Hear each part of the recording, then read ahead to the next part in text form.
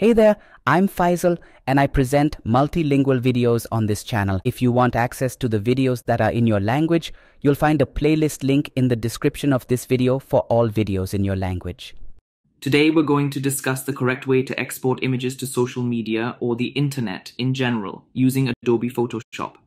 This isn't just a regular save as or export gig.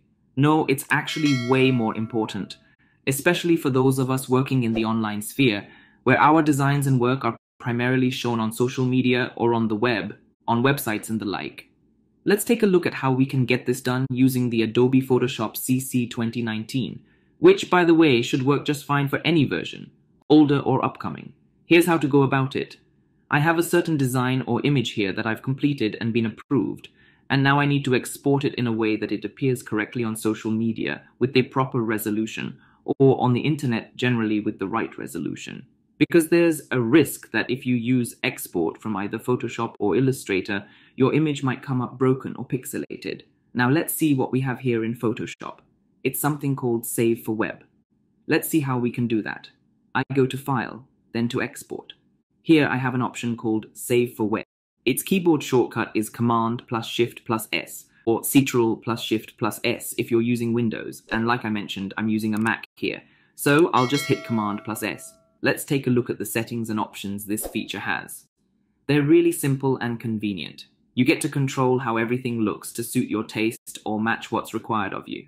Here, in the Format section, I can choose whether I want JPG, GIF, or PNG. Let's select JPG. With this option, I can control the image quality as needed. The quality control can be useful if you've been given specific instructions. For example, you might have been told that the size should be a certain number. Like here, I have it at 60%, which equals 74.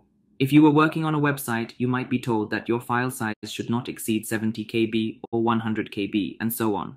For social media, where you can get away with a higher quality, there's no problem whatsoever. Whatever the quality, it should just be there. Here, I've got it at 200, which is no problem. These are your settings where you can control the size, depending on whether you want a larger or smaller export.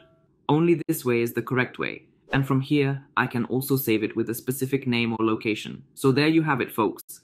This was our quick and easy tutorial for the day about the proper way to convert or export images for social media or for any other internet sites in general. Thanks for watching, and don't forget to subscribe to our channel.